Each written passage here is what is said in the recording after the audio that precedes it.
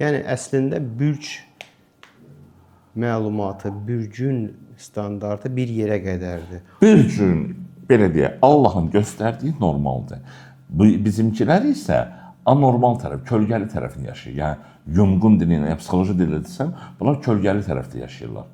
Yəni buna deyirlər not self, yəni lojnaya ya rusca.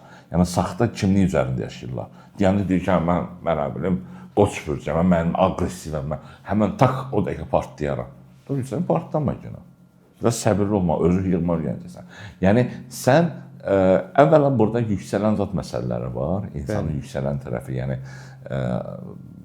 İngiliscədə, Ruscada aksident deyirlər, bürcün o yüksəldiyi yer. Yəni cəmaət səni necə kənardan görür. Ola bilsin bir nəfər xərçəng doğulub, amma yüksələn bunun belə deyək də qız bürcüdür.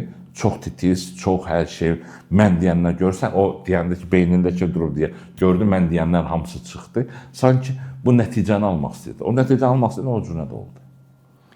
Mən deyirəm, biz hafiflə, yumuşaq tutmaq lazımdır həyatı.